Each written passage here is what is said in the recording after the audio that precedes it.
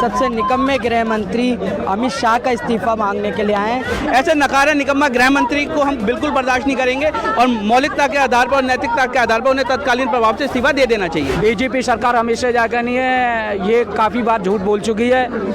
भारत देश ने इनको बनाया था और यही मिटाएगी।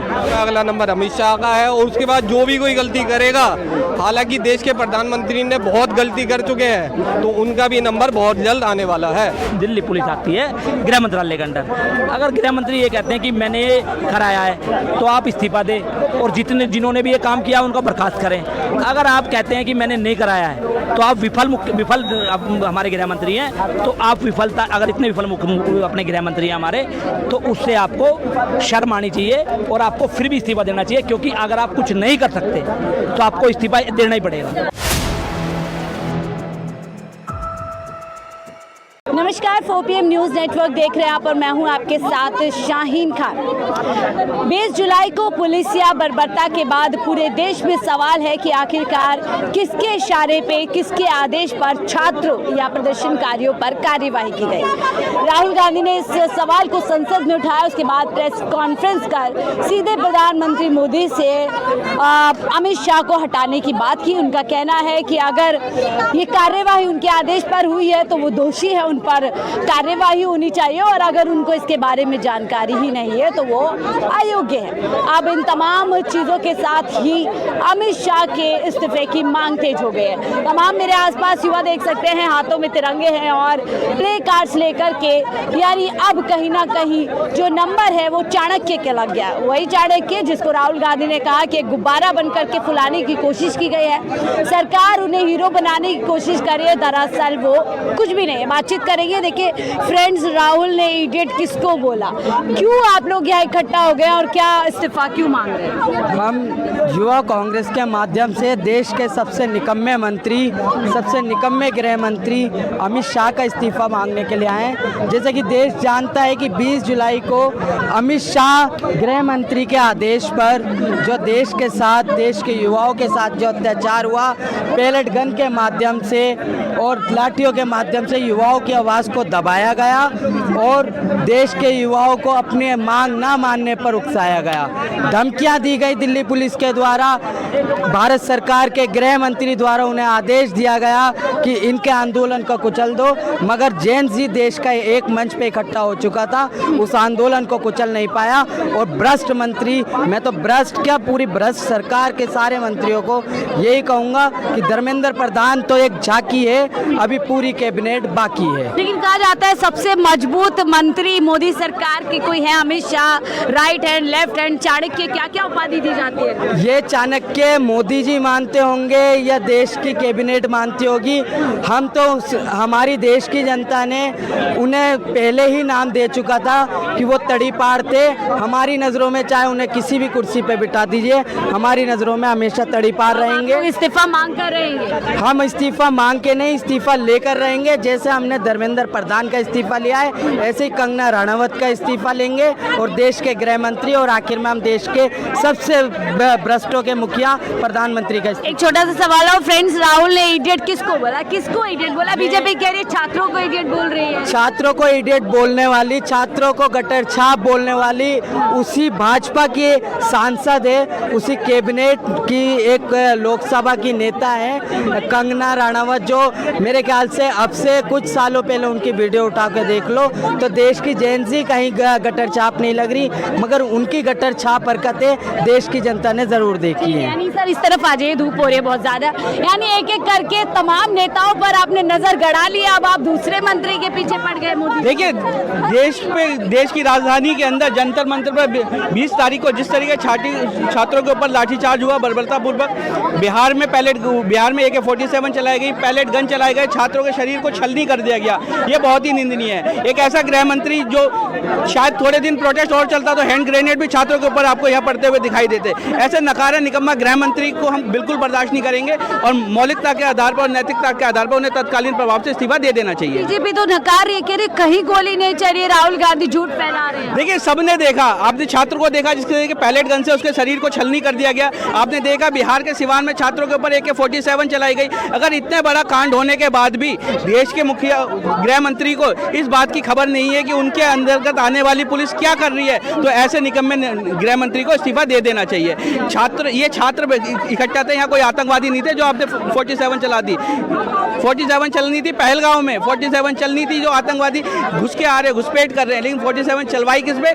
छात्रों के ऊपर। लेकिन जेपी नड्डा तो कह रहे हैं हम भी छात्र संगठन में रहे, हमने भी प्रदर्शन किए। इस तरीके की कार्यवाही बहुत आम तौर पर साधारण होती है। देखिए, उस टाइम पे कांग्रेस की सरकार हुआ करती थी, तो छात्रों को छात्रों की तरह ट्रीट किया जा सकता। आप छात्रों के गुस्से को हिंसा का रूप नहीं दे सकते, आप छात्रों के गुस्से को दंगों का रूप नहीं दे सकते, छात्रों को दंगाई नहीं बता सकते। जेपी नड्डा ने सबसे बड़ा झूठ कैमरे पे आके एक बात ये बोली गई कि जितने भी इस आंदोलन के चलते छात्रों पर मुकदमे लगे हैं उनको वापस ले लिया जाएगा। मैं आपको बताना चाहूंगा कि छात्रों पर लगे हुए मुकदमे कोई मंत्री या सरकार वापस नहीं ले सकती है, जुडिशरी का अधिकार है और जुडिशरी इस मुकदमों को वापस ले सकती है। जेपी नड्डा कोई आधिकारिक व्यक्ति नहीं है जो जुडिशरी को ऑर्डर देंगे या जुडिशरी उनके किए गए वादों को पूरा करने के लिए। क्या अयोग्य हो गए अमित शाह? बिल्कुल अयोग्य हो गए हैं। देश का शिक्षा मंत्री अयोग्य था, उसको इस्तीफा देना पड़ा। किसान बिल लेके आए थे, उसके चलते इन्होंने बोला कि हम किसान बिल वापस नहीं लेंगे, वो भी इनको वापस लेने पड़ा। और आज देश की जनता, देश का युवा गृह मंत्री का इस्तीफा मांग रहा है, ये इनको देना पड़ेगा। लेकिन माफी भी तो देखिए राहुल गांधी से कह रहे हैं, आपने ऐसे ही बिना आधार के आरोप लगा दिए, माफी मांग। राहुल गांधी ने सबको दिखाया, सारे रिकॉर्ड हैं। आप हॉस्पिटल में जाके देखिए कितने छात्रों के शारीरिक रूप से हाथ टूटे हुए हैं, पैर टूटे हुए हैं, किसी की आंख चली गई है, किसी का शरीर पैलेट गन से छलनी हो गया है। ये सब राहुल गांधी ने दिखाया और ये सरकारी आंकड़े। आज से पहले सरकार इन्हें मानने को भी तैयार नहीं थी। दिल्ली पुलिस भी नकार रही है। दिल्ली पुलिस की तो ये देखिए, ये वही गैर मंत्री है जिसने दिल्ली पुलिस के रूप में यहाँ अपने भाजपा के गुंडे भेजे हुए थे। उन पुलिस वालों के नेम प्लेट तक नहीं थी। सबसे बड़ा कुटाराघात, सबसे बड़ा संविधान को ठगने का काम अगर किसी ने किया है तो भाजपा सरकार ने किया है। देखिए, जो राहुल गांधी ने बाकायदा अपने प्रेस कॉन्फ्रेंस में कहा या तो वो अयोग्य है या फिर दोषी है और इसलिए उनको जाना चाहिए। क्यों आप लोग आते उस तरीके, क्यों आप लोग अमित शाह के पीछे अब पड़ गए? हम अमित शाह के पीछे ये नहीं पड़े कि अमित शाह, हम इसलिए पड़े हैं क्योंकि देश का गृह मंत्री है वो। जब भी देश में कुछ होता है, कहीं पे लाठीचार्ज होती है, दंगे होते हैं, तो सबसे बड़ी जिम्मेदारी गृह मंत्री की होती है। तो जिस तरह से गृह मंत्री के कहने पर यहाँ दुर्व्यवहार हुआ, छात्रों के साथ गोली चलाई गई, पैलेट गन चलाई गई, यहाँ तक कि हरासमेंट भी किया गया। मतलब लड़कियों के, मैं कहते हुए मुझे शर्म आ रही है जिस तरह से लड़कियों के साथ उन्होंने दुर्व्यवहार किया। कुछ नकार रही है बीजेपी, पीसी करके बोल रही है कहीं गोली नहीं चली, कहीं इस तरीके का नहीं, सब झूठ फैला रहे हैं। बीजेपी तो ये भी नकार रही थी, बीजेपी तो ये भी नकार कि हमने कुछ नहीं बेचा, उन्होंने पूरा देश बेच चुकी है। पाकिस्तान के साथ उनके संबंध होते हैं, बिरयानी खाने पाकिस्तान जाते हैं। बीजेपी कहाँ तक सच है ये बताओ आप? क्या अब आगे कुआ पीछे खाई जैसे हालात हो गए अमित शाह के लिए? उसके तो पहले से खाया हुआ है। तरी पार्क के लिए क्या कह सकते हो, पहले से ये बस ठीक है। ये बेचारी भोली भाली जनता इनके बातों में आके इनको वोट दे दिया, इनको प्रधानमंत्री गृह मंत्री बना दिया, नहीं तो पहले से तड़ी पार है। उसके लिए क्या कह सकते हैं? क्या अब अमित शाह पर आ बनी है जिस तरीके से अब इस्तीफे की मांग उठ रही है? जी हाँ, मैं पूरे भारत देश का युवा मांग कर रहा है कि अमित शाह जी की क्या कहनी है, इस्तीफा देना चाहिए उन्हें भी, और राजीवाजी से देना चाहिए। मैं पूरे फिर दोबारा से जंतर मंतर पर जाकर नहीं, पूरे देश के युवा आएंगे और फिर दोबारा से क्रांतिकारी होगी। जो 21 हमारे भारत के जो नागरिक हैं, जो इन्होंने AK-47 से गोलियां बरसाई हैं, वो शहीद हो गए हैं। कि किस माने बेटे बीजेपी तो मना कर रही है, कोई कहीं गोली नहीं चली है। राहुल गांधी तो ये छर्रे कीले लगाकर ये क्या देशद्रोही थे बच्चे? ये भी भारत के किसी माँ के लाल थे। अरे जब देश पर संकट आता है ये भी झंडा उठाते हैं। गांव से किसान अपने बच्चों को पढ़ा लिखाते हैं, अपनी पूंजी पट्टी अपनी जाकर जमीन बेचकर जाकर सोचते हैं कि 2 वक्त की रोटी हमें भी मिले, हमारा बच्चा कोई जाकर एजुकेशन पाए। तो सच को झूठ से झुठला रही है बीजेपी सरकार हमेशा जाकर नहीं है, ये काफ़ी बार झूठ बोल चुकी है।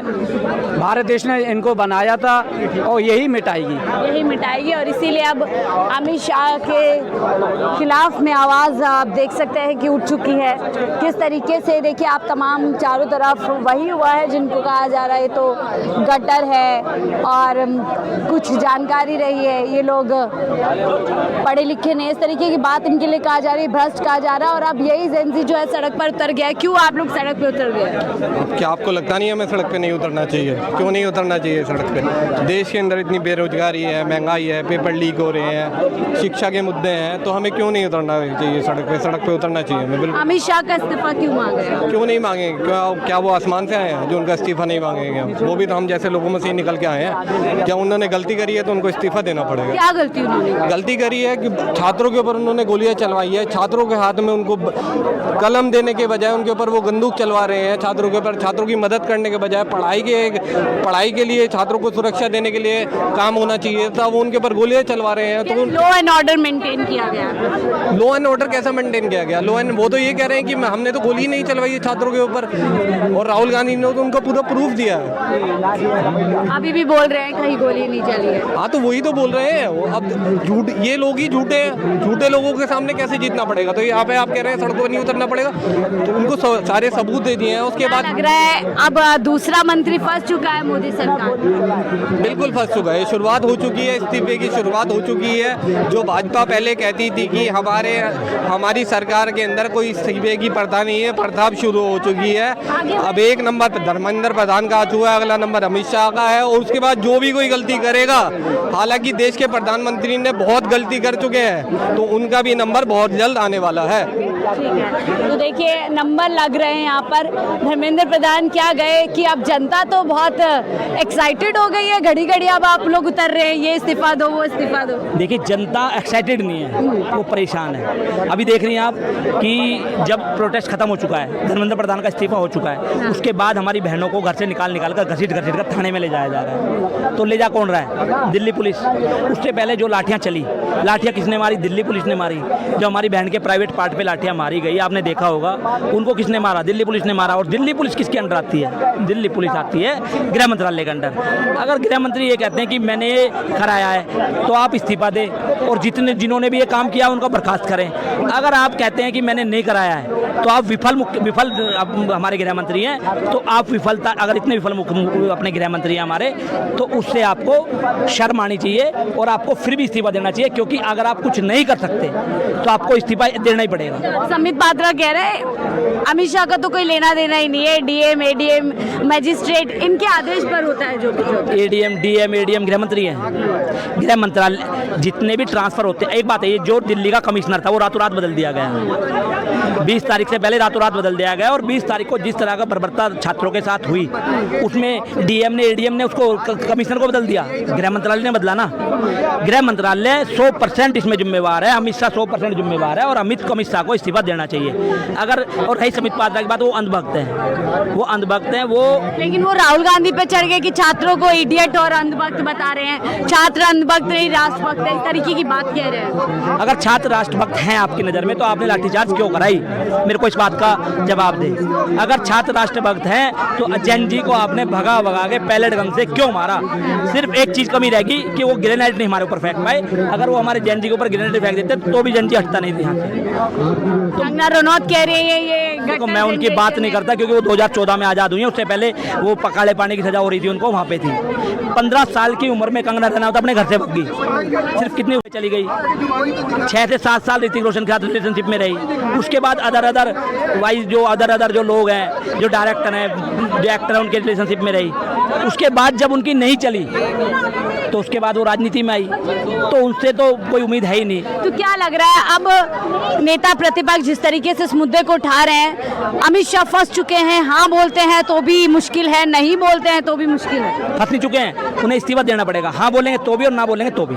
इस्तीफे से नीचे इस्तीफे से कोई बात नहीं होगी। तो इस्तीफा लग रहा होगा अमित शाह 100% होगा। मोदी जी के खास 140 करोड़ लोग जिन्होंने वोट देके इन्हें जिताया, यहाँ पे सड़कों पे उतरेगा और इस्तीफा करा के माने। ठीक है, इस्तीफा निकले तो तमाम लोग यहाँ पर पहुंचे थे। अमित शाह का इस्तीफा मांगा जा रहा है, तमाम बातें रखी जा रही है कि अगर उनको ये जानकारी ही नहीं है कि राजधानी दिल्ली में 20 जुलाई को किसके आदेश पर वो तमाम एक्शन पुलिस की तरफ से, आरएफ की तरफ से किया गया, तब भी वो अयोग्य है, उनको इस्तीफा देना चाहिए। और अगर उनको जानकारी थी तब भी उनको इस्तीफा देना चाहिए और उन पर कार्यवाही होनी चाहिए। फिलहाल इस रिपोर्ट में ताई देखते रहिए 4PM न्यूज़ नेटवर्क।